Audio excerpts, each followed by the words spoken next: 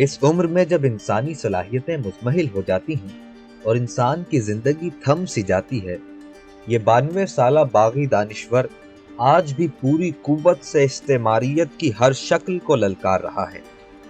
ناظرین، اگر آپ سرمایہ دارانہ نظام کے کھلائے گئے شگوفوں، دنیا کی سپر پاورز، بالخصوص امریکہ کی فیصلہ سازی کے ظاہری اور باطنی نظام اور اس نظام کی ڈوریاں ہلانے والوں کو سمجھنا چاہتے ہیں، یا پھر آپ یہ سمجھنا چاہتے ہیں کہ جدید دور نے تیسری دنیا کو کس طرح قیادتی و اقتصادی طور پر بانجھ کیا اور گلوبلائزیشن کے نام پر ٹیکنالوجی کی مد میں کون سا بھیانک کھیل کھیلا جا رہا ہے اور کس طرح گلوبلائزیشن کے تابوت میں انسانی قدرتی وسائل کو لوٹا جا رہا ہے، تو یہ سب سمجھنے کے لیے نوم چومسکی کا شمار ان چند گنے چنے دانشوروں میں ہوتا ہے جن کی کتابوں کا مطالعہ بے حد ضروری ہے۔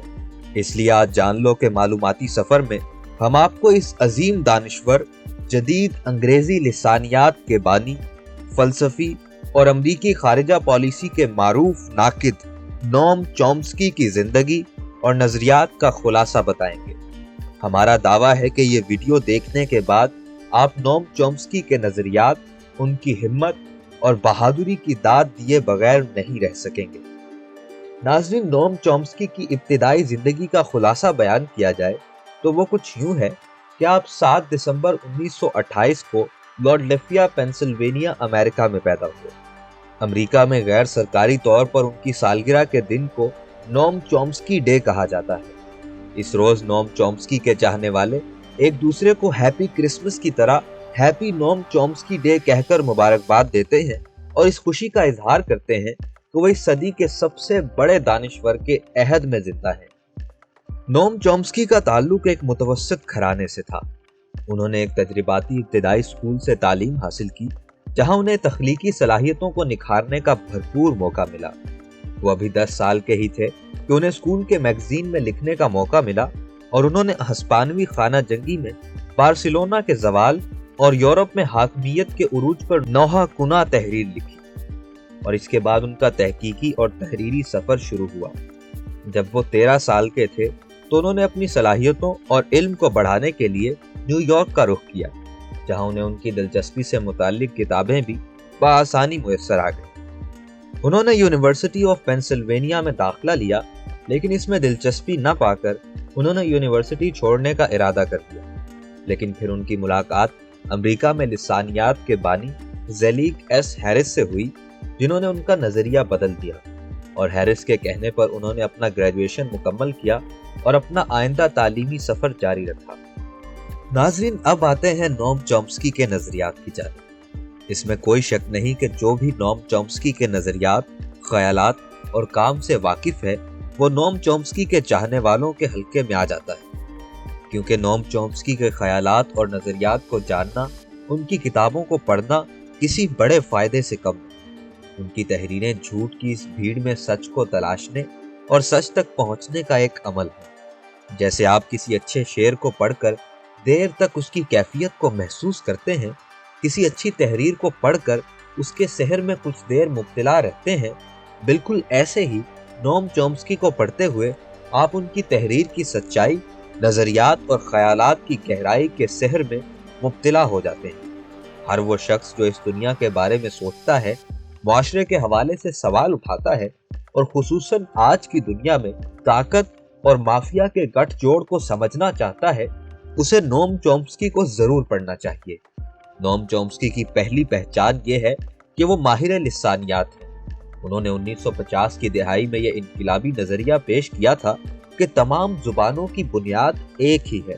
انہیں بجا طور پر لسانیات کا آئنسٹائن کہا جاتا ہے۔ انہوں نے 1960 کی دہائی میں ویتنام کی جنگ پر ایک تنقیدی کتاب لکھی جس کا نام دی ریسپانسبلٹی آف انٹلیکچوئلز تھا۔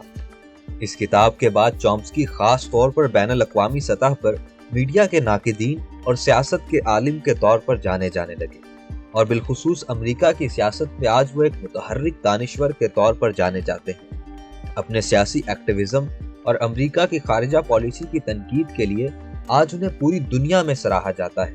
سیاست کے علاوہ انہوں نے مشہور ماہر نفسیات بی ایف سکنر کی انسانی نفسیات پر لکھی گئی کتاب वर्चुअल बिहेवियर का तनकीदी जायजा लेते हुए 1967 में एक किताब लिखी, जिसमें उन्होंने बीएफ स्किनर के नजरिया किरदार यानी बिहेवियरिज्म के उसूलों को चैलेंज किया, तो इससे कॉग्निटिव नफ्सियात में एक तरह का इनकिलाब बर्पा हो गया, जिससे न सिर्फ नफ्सियात के मुताले और तहकीक में नई जिहाद का इजाफा हुआ, बल्कि लिसानियात, सोशियोलॉजी और इंसानी नफ्सियात ऐसे कई शोबों में तब्दीली आई। नोम चॉम्स्की की वो तहरीर जिसकी वजह से उन्होंने पूरी दुनिया में शोहरत हासिल की, वो नोम चॉम्स्की के कलम से लिखी गई किताब हु रूल्स द वर्ल्ड थी। नाज़रीन, ये एक ऐसी किताब है जिसमें उन्होंने दुनिया पर हाकिम निज़ाम हुकूमत का तज्ज़िया किया है। उनकी ये मारूफ किताब 10 हिस्सों पर मुश्तमिल है, जिसमें उन्होंने इन सवालात के जवाबात देने की कोशिश की है कि कौन लोग दुनिया पर हुकूमत कर रहे हैं, वो कैसे अपनी हुकूमत बाकी रखने के लिए जिद्दोजहद करते हैं, ये रहनुमा कौन है और इनके ज़ेरे तसल्लुत अक़वाम कौन लोग हैं, और क्या ये अक़वाम सिर्फ कुछ ताकतवर अफराद के ज़ेरे तसल्लुत रहकर अपनी ज़िंदगी को जारी रखने की उम्मीद रखते हैं। नाज़रीन, नोम चॉम्स्की की इस किताब का मुताला करने के बाद इंसान इस नतीजे पर पहुंचता है कि दुनिया पर सिर्फ उन लोगों की हुकूमत है जो साहिब सरवत यानी दौलतमंद है, और दुनिया में सबसे ज्यादा दौलतमंद अफराद यहूदी हैं। लिहाजा ये नतीजा निकाला जा सकता है कि मौजूदा दौर में दुनिया पर सिर्फ यहूदी कौम हाकिम है। इस किताब के अलावा नोम चॉम्स्की ने सियासियात, समाजियात, जुबान शनासी और बैनुल अक़वामी ताल्लुकात जैसे मौज़ूआत पर 190 से ज़ायद किताबें तहरीर की हैं। इस किताब के अलावा दूसरी किताब जिसमें नोम चॉम्स्की ने मीडिया का पर्दाफाश किया था, वो थी the political economy of mass media. ये किताब नोम चॉम्स्की और एडवर्ड हरमन ने 1988 में शाया की। इस किताब में खबर को आवाम तक पहुंचाने के उस सिलसिले को एक प्रोपेगेंडा मॉडल करार देते हुए ऐसे 5 फिल्टर्स की निशानदही की जिनसे गुजार कर खबर को आवाम तक पहुंचाया जाता है। इन्हीं फिल्टर्स के जरिए ये तय किया जाता है कि किस खबर को किस अंदाज से लोगों तक पहुंचाना है। इन 5 फिल्टर्स पर एक नजर डालने से ये अंदाजा करना कतई मुश्किल नहीं है कि हमें क्या और क्यों बताया जाता है। पहला फिल्टर ये है कि तमाम मीडिया इदारे खालिसतन अपने मालिकान के माली मफादात के लिए काम करते हैं और अवामी हुकूक का तहफ़्फ़ुज़ महज एक ढकोसला है। दूसरा ये कि मीडिया और सनती इदारे एडवर्टाइजिंग के जरिए एक दूसरे के मफादात का तहफ़्फ़ुज़ करते हैं। इन दोनों के नज़दीक अवामी मफाद नामी कोई शय वजूद नहीं रखती। तीसरा ये कि बड़े इदारे खबर और मालूमात के ज़राए पर भी इजारादारी रखते हैं। ये इदारे मारूफ शख्सियात के इंटरव्यूज़ और गुफ्तगू के प्रोग्रामों को भी कुल्ली तौर पर सरमायादाराना निज़ाम के तहफ़्फ़ुज़ के लिए इस्तेमाल करते हैं। चौथा फिल्टर ये है कि अवाम की तवज्जो हटाने के लिए मामूली तनकीद यानी मुखालिफ आवाज़ दबाने के लिए ताकत का इस्तेमाल होता है। बाज़ औक़ात मीडिया हमें उन सरमायादारों पर तनकीद करता हुआ भी नजर आता है जिनके मफादात का तहफ़्फ़ुज़ ये खुद करता है। ये नुमाइशी तनकीद महज अवाम की तवज्जो किसी बड़े मामले से हटाने के लिए होती है। और पांचवा और आखिरी फिल्टर ये है कि मीडिया लोगों के जहन को अपनी मर्जी के मुताबिक सोचने पर मजबूर करने के लिए बाकायदा तौर पर विलन तैयार करता है। एक तवील अरसे तक सरमायादाराना निज़ाम ने अवाम के जहनों में कम्युनिज्म का खौफ बिठाए रखा। सोवियत यूनियन के खात्मे के बाद पहले इराक और फिर इस्लामी दहशतगर्दी का खौफ पैदा करके अवाम को इसका शिकार बनाया गया।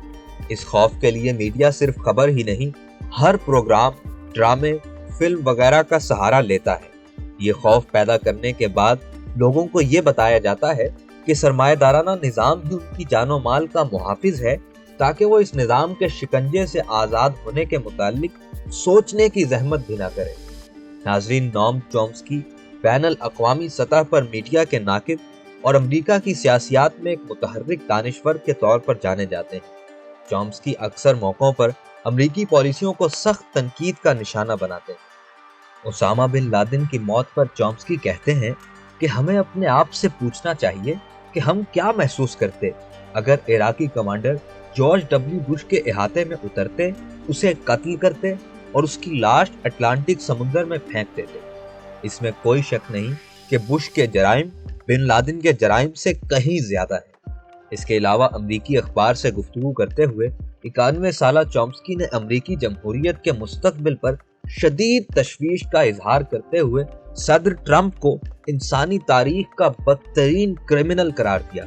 उन्होंने कहा कि आज जो वाशिंगटन में हो रहा है, ऐसा अमेरिका की 350 साला तारीख में नहीं देखा गया। उन्होंने ट्रंप के साथ साथ नरेंद्र मोदी को भी शदीद तनकीद का निशाना बनाते हुए कहा कि मोदी हिंदू कौम परस्त थ्योरोक्रेसी मुसल्लत करने की कोशिश कर रहा है और कश्मीर को कुचल रहा है। एक और मकाम पर नोम चॉम्स्की ने पाकिस्तान के साइंस से दूर होने पर अफसोस का इजहार करते हुए कहा कि पाकिस्तान में नोबेल इनाम याफ्ता और जदीद साइंस से मुताल्लिक लोग हुआ करते थे, ताहम पाकिस्तान में अब साइंस का अमली और तालीमी निज़ाम खत्म हो चुका है। चॉम्स्की का कहना है कि पाकिस्तान में तालीमी निज़ाम को महफूज बनाने के लिए संजीदा साइंसदानों की कमी है।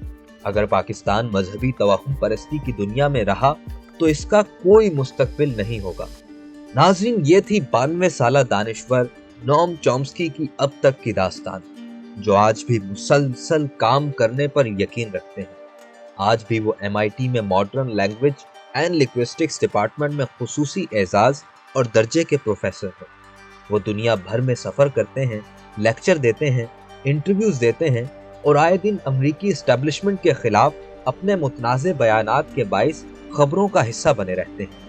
अमेरिका के मेन स्ट्रीम मीडिया, खुसूसन इलेक्ट्रॉनिक चैनल्स पर चॉम्स्की जैसे निडर और सच्चे दानिश्वर के आने पर पाबंदी है, लेकिन ये बागी प्रोफेसर अपने लिए इस बात को एक एजाज समझते हैं। नोम चॉम्स्की झूठ की भीड़ में सच का चेहरा है। इस बात में कोई दो राय नहीं कि नोम चॉम्स्की आने वाली नस्लों के लिए एक अफसानवी किरदार होंगे, क्योंकि हमारी दुनिया में झूठ इस कदर फरोग पा चुका है कि अब सच की पैदाइश नामुमकिन ही लगती है। नाज़रीन, आपको हमारी ये वीडियो कैसी लगी हमें बताएं कमेंट सेक्शन में, और अगर आपको हमारी ये वीडियो पसंद आई है तो इसे लाइक करें, शेयर करें और ऐसी मजीद तहकीक पर मबनी मालूमाती वीडियोस के लिए हमारे चैनल को सब्सक्राइब भी करें।